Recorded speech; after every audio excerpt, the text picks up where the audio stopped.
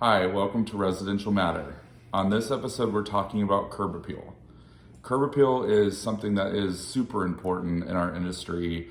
We've had clients actually not want to go see a house that we had scheduled once we drove up.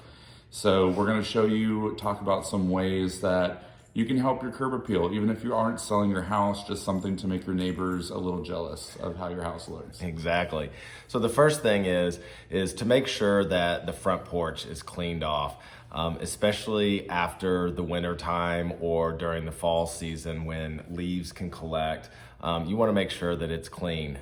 Another point on the front porch is if you have cracked tiles or cracked concrete, try to repair that because it really does make a difference when it's clean and smooth looking. Another thing would be to also make sure that if you've got trees in the front yard, to make sure that the yard is mowed and to make sure that all of those leaves are picked up and you can actually see the yard. Sweep off the sidewalks. If you have a lot of windows, make sure that those are clean.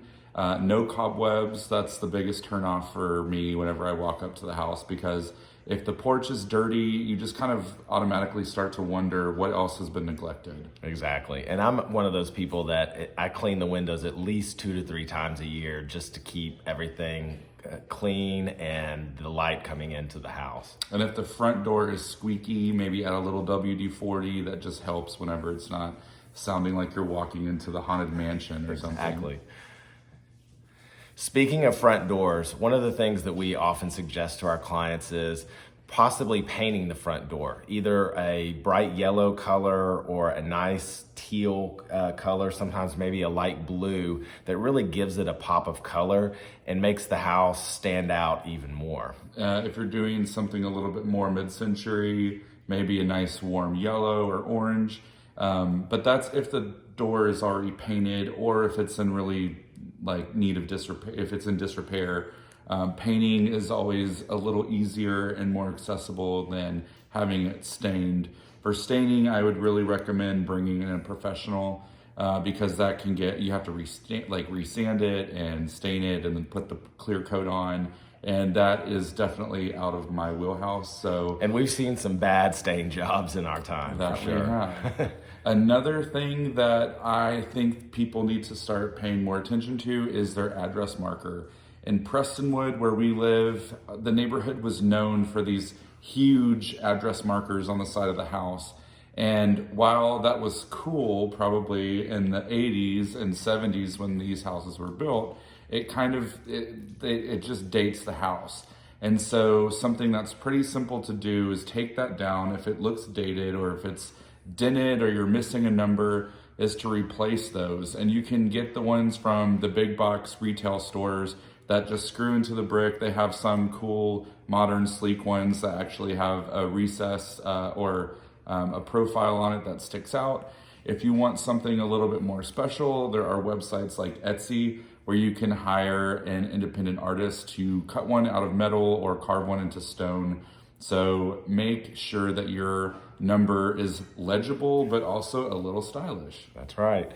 The next thing is talking about the flower beds. So what would you suggest, Taylor, about the flower beds in the front? Something that I think is super easy to do and doesn't cost a lot of money is to plant annuals. You can get a flat of annuals at a nursery for under $20.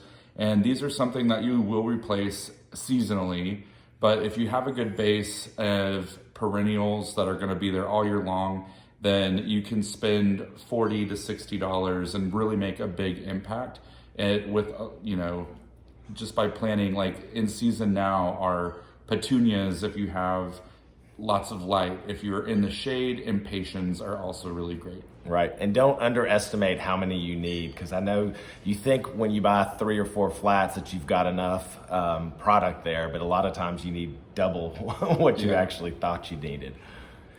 Next on the list is, sometimes if you have room on the front porch, you have rocking chairs or a bench, just make sure that those are clean, going back to the first point. And if they need to be repainted, then repaint them. If they need to be, sometimes if you have teak, you can oil them and they just come back to life and look brand new. And a nice way to add color if you don't want to paint your door some outrageous color is to do that by adding pillows. Right.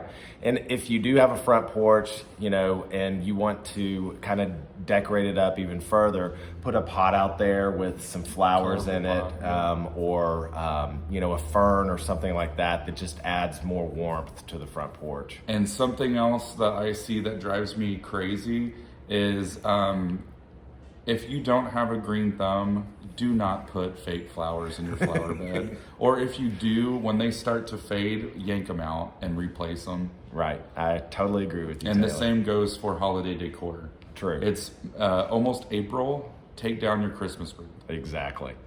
So that concludes our Curb Appeal edition of Residential Matter.